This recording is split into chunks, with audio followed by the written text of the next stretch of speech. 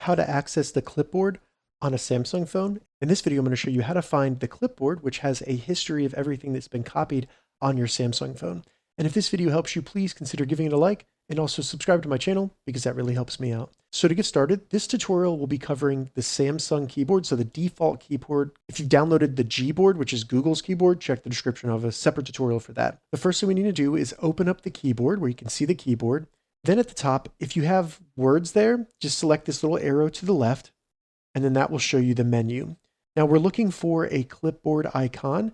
And if you don't see it right here, select the three dots to the right, and then you should see clipboard right there. You can either just tap that, or you can long press it and drag it up to the top menu if you want to. So once you tap it, it'll open it up.